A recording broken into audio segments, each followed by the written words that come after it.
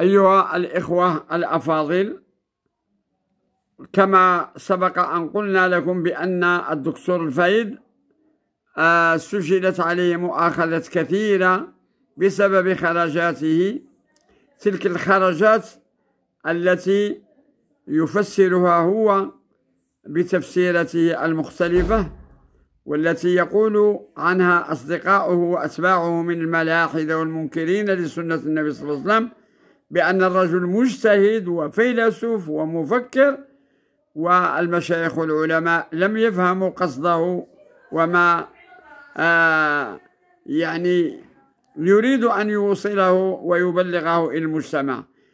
فلنستمع إلى أولى خرجاته حينما كان في علاقة جيدة مع الصحافي المعطاوي.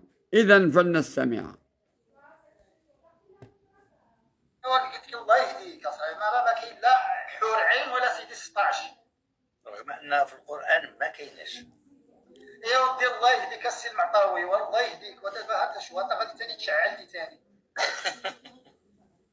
قلت لك الله يهديك اصاحبي، ما راه ما كاين لا حور عين ولا سيدي 16. اذا تستمعون جيدا، هذا نكران لما جاء في القرآن الكريم. ودابا هذا شو هذا غادي ثاني تشعل لي ثاني. وتأكدوا يا من ينصرون الرجل ويطعنون في العلماء ويقولون بأنهم كهنوت وكلاخوت وما إلى ذلك. والله يهديك. ودابا هذا شو هذا غادي ثاني تشعل لي ثاني. قلت لك الله يهديك اصاحبي، ما راه ما كاين لا حور عين ولا سيدي 16 رغم ان في القرآن ما كايناش. أحبتي الأفاضل، الآن مع الخرجة الثانية التي يفرق فيها الدكتور محمد الفايد ما بين رسول الله في كتاب الله ورسول الله في أحاديثه صلى الله عليه وسلم، وبلسان قاطع جريح أو جارح يقول هذا الرجل بأن شخصية النبي صلى الله عليه وسلم المذكورة في القرآن الكريم ليس هي شخصية الرسول التي جاءت في كتب المحدثين ومنها البخاري ومسلم. إذن فلنستمع إليه جيدا.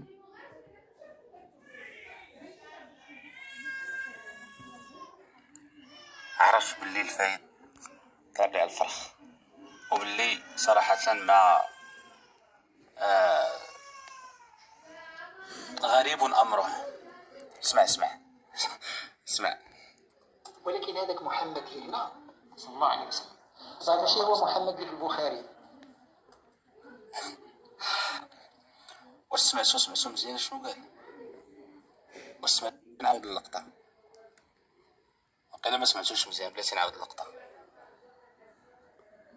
محمد اللي هنا صلى الله عليه وسلم راه ماشي هو محمد اللي في البخاري.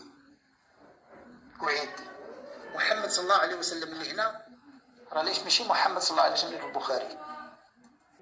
إذن أحبتي الأفاضل، كل ذي عقل وذي لب وذي قلب سليم وفكر نقي إذا سمع هذا الكلام، ولكن بشرط أن يكون المستمع له عقل سليم وقلب طاهر، سواء كان ينتمي إلى أي دين، ولكن أن يكون له قلب سليم وعقل سليم وقلب طاهر وعقل نقي وطاهر.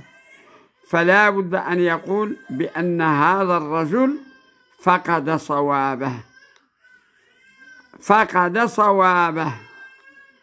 محمد الموجود في القرآن ليس هو محمد الذي ذكره الإمام البخاري وحدث عنه وقضى حياته كلها من أجل التعريف بسننه وأقواله وأفعاله ودعوته وما إلى ذلك.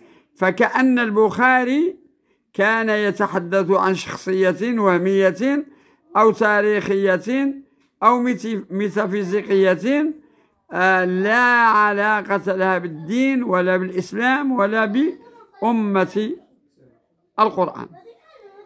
إذن هذا هو المعنى، أن محمد الموجود في القرآن ليس هو محمد الذي حدث عنه البخاري ومسلم وابن ماجه والترمذي ودارقطني إلى آخر ما جاء في ذكر العلماء الذين كتبوا عن شخصية هذا الرجل العظيم الذي قال فيه عز وجل: وإنك لعلى خلق عظيم. أحبتي الأفاضل، فلنستمع إلى الخرجة الأخرى ولعلها الخرجة الثالثة. إذن أحضروا عقولكم. أتكلم عن محمد صلى الله عليه وسلم كرسول. كان رسول من اللي بدأ الوحي، من اللي كمل الوحي ما بقاش رسول، وكان نبي. طبعا بقى نبي وكان بشر كجميع الناس اللي يحتاجوا فيه صلى الله عليه وسلم. الأشياء التي قالها وهو بشر لا يؤخذ بها.